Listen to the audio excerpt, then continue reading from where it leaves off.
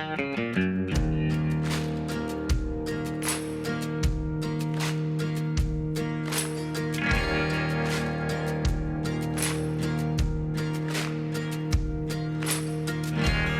standing here on the former Great Central Main Line. Express trains would thunder through here down to London in that direction and up to Sheffield and even Manchester in that direction. I'm in North Derbyshire, or to be precise, I'm just south of Killamarsh, and this stretch of the Great Central Railway had a very interesting feature.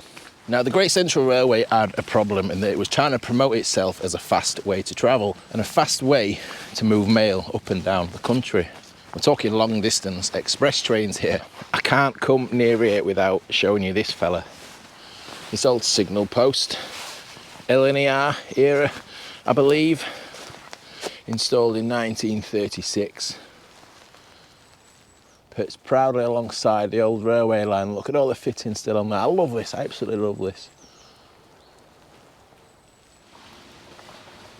The first steam locomotives were having to stop several times on this journey for lengthy water stops or to change engines. I know this old railway line like the back of my hand. I must have been up here hundreds of times. I've done quite a few videos from in here as well, but what we're going to discuss today, I don't think I've ever mentioned.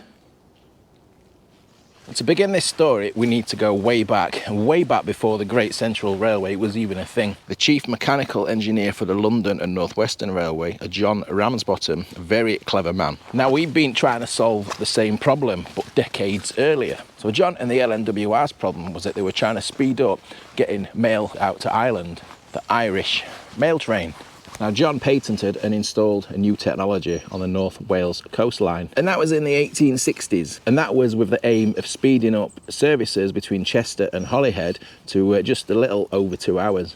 And we installed the first water trough that would allow steam locomotives to take on water without actually stopping. So quite a game changer for trying to get those non-stop express services, isn't it, that? And that's why I fetched you here today to this stretch of railway line that runs between Killamarsh and Renishaw, just in that direction. A lovely straight section of railway line, it really is. It's straight as an arrow. Now, the Great Central Railway arrived in the 1890s. This technology was already well established by then. In fact, I think at its peak there was over 60 locations across the network where these water troughs were in use. I don't know the dates that this was installed in this location. I don't even know when it was taken out of use, but it's still listed in the handover from the Great Central Railway when it became part of the London North Eastern Railway, when all the railways were grouped in the 1920s. A lot of them were still in use to the end of the steam days, and some of them even found use refilling the early diesels, because they needed the water for their boilers to heat the trains. Now, the Great Central Main Line down to London, this is one of 2 locations on the GCR that had these water troughs. Me and Jim went to look at the other location last year. We didn't actually go to film that. It was just something that we saw doing something else. That was at Charwelton. Charwelton, Northamptonshire, it's kind of just in between Brackley and Rugby. When we went to Charwelton, we found evidence of the wells and pumping systems. And that leads me on to my next point, because these required a water source. Now, when we saw those down south at Charwelton, they had the river next to them. We saw the remains and the evidence of the pumping systems and the wells that fed the troughs. Now here, if I just bring you over here, side of this section of the GCR, we've got the old Chesterfield Canal. Now disused, it wasn't back in the days when the railway was built, and it runs parallel with the railway line. Here, look, side by side, canal on the left, railway on the right.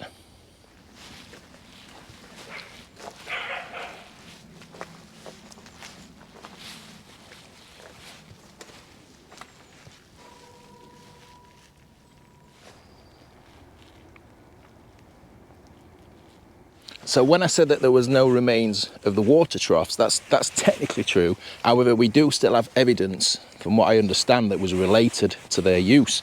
This down here on the Chesterfield Canal, now this section of the canal is called the Railway Straight, it's called the Railway Mile for obvious reasons. We've got these narrows here. Now, when I was doing my research for another video on the Chesterfield Canal, when I was reading about the role that the narrows played in those water troughs on the adjacent railway line. Now, what piqued my interest when I came down, when I was filming that video, we've got the where the stop boards went in there on both sides, but we've got these little recesses there, and there's still steelwork there. So I believe there would have been some mechanism or pump for actually getting the water from the canal over to the railway. I wonder if those little recesses are anything to do with that. So we've got either side of the Narrows, look, there's one on that side. Now there's none on this side. This side's completely, the walls on this side are completely flush. What we've also got down here, look, is these. So we've got some brackets and some fittings on this masonry, look. Now, what are these for? Where did these go? These are right by the side of the Narrows.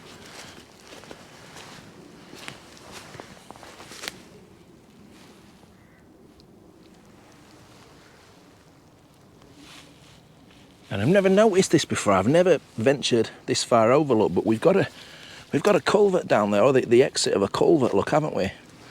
Is that just an overspill from the canal, or is that a drain? Maybe I'm backing up the wrong tree, but I have on good authority that these are related. Now, the what-nots and wherefores of what we're looking at might be out. I might be making wild assumptions, but I think at this stage, from what I can see, what information there is readily available online, assumptions is all we've really got. Isn't it amazing what you find when you go... I always joke when I come down and do something down there, I always find something new. Look at this. No idea what it is. Is this something of a steam locomotive, or... I don't know. Look, it's got a big long metal rod. I'm sure I've seen these before, and I've probably been told what they are, but here's this culvert, look. Can I see light at the other end of that? Or are my eyes playing tricks on me? So there is the culvert, look, right underneath those Narrows, or right in line with the Narrows, just there. So I wonder if this was some kind of spillway as well, connected to the canal. Wow, very interesting.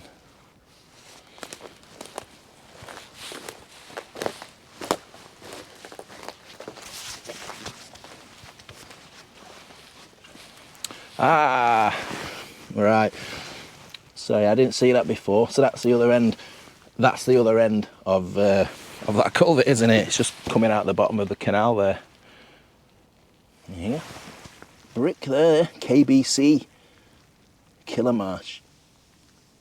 So there is plans to restore this section of canal, the Chesterfield Canal. So they might rebuild this these Narrows here back into the original condition with all the original features. I don't know, but look, this is what I was just talking about from up there, wasn't it? Look, these recesses here. So what are these for? Am I right in assuming that these were something to do with the water troughs and the delivery of the water? I mean, it's all full of gunk. You could probably do with a spade or a trowel or something just to dig that out. But we've still got steelwork, look.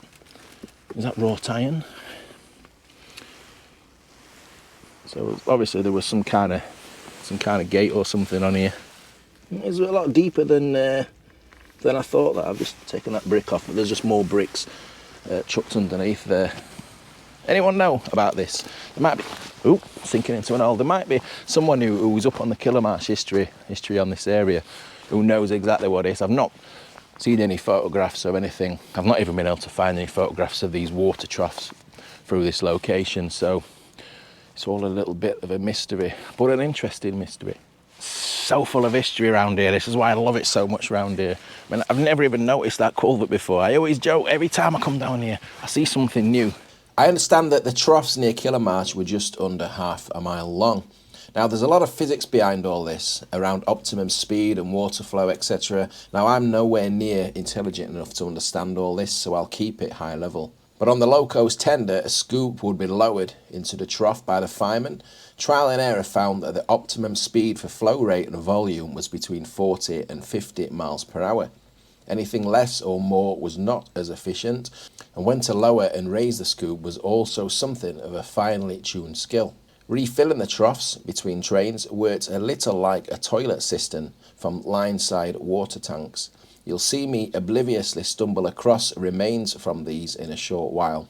Anyway, back to these water troughs. It's messy business just by the looks of things. Just look at the videos of the trains going through them. If you didn't get it right, water would be spraying all over the carriages behind. Let's just hope nobody had the windows down, or that little gap that they used to tell you for draft-free ventilation. And not to mention the impact on the infrastructure. I mean, all that water, the damage to the track bed, wooden sleepers, they're going to need replacing a hell of a lot more, aren't they?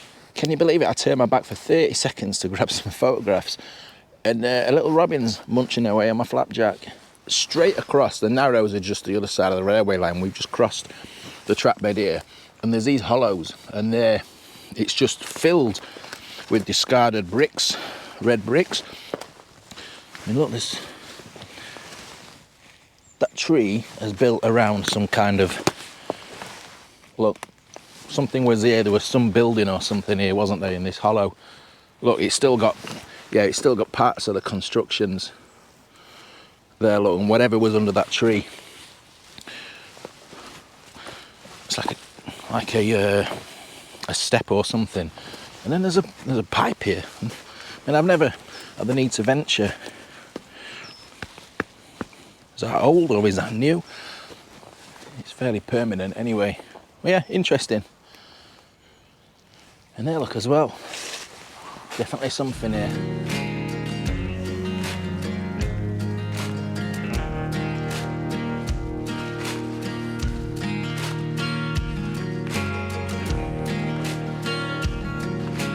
But anyway, I hope you found that interesting. It certainly piqued my attention. People always say to me, it's amazing what local history you've got on your doorstep. Anyway, don't forget to like this video, leave me a comment, subscribe if you've not subscribed.